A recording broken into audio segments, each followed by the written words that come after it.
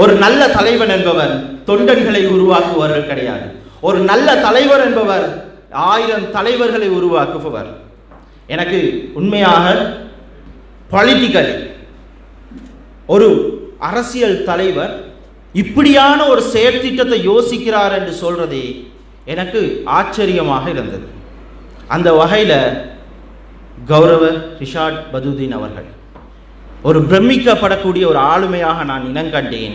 ஏனென்று சொன்னால், ஒரு அரசியல் தலைவருடைய வேலை வெறுமனே இன்ஃப்ராஸ்ட்ரக்சரை டெவலப் பண்ணுறது மட்டும் கிடையாது, உள்ளங்களை டெவலப் பண்ணுறது, தலைவர்களை உருவாக்குதுன்றதை இனம் கண்டு எந்த கட்சி சாயமும் எந்த கட்சி பேரும் எந்த கட்சி அரசியல் பின்புலமும் இல்லாமல் பூரணமாக இந்த ப்ரொஜெக்டுக்கு என்ன தேவையோ இந்த ப்ரொஜெக்டை டெவலப் பண்ணுவோம், இதை கட்சியை வைப்போம், அரசியலை வைப்போம், மனித மனங்களை பார்ப்போம் என்று ஒரு அழகிய எண்ணத்தோடு இந்த ப்ரொஜெக்டை இந்த நாட்டில் ஒரு 1000 பேருக்கு அல்லது 1500 பேருக்கு கொண்டு போயிட்டு சேர்த்திருக்கிறாரு.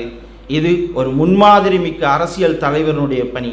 ஒரு அரசியல் தலைவர் என்பவர் வெறுமனே பாராளுமன்றத்தில் அவரது குரல் இசைப்பதோடு மாத்திரம் நின்றுவிடக்கூடாது.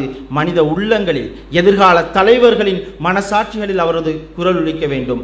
ஒரு பிரம்மாண்டமான அற்புதமான பணியை செய்த சார் ரிஷாட் பதுதீன் அவர்களுக்கு நெஞ்சார்ந்து வாழ்த்தி, உங்களுடைய பணி ஒரு சிறந்த பணி. இது உண்மையாக அடுத்த அரசியல் தலைவர்களுக்கு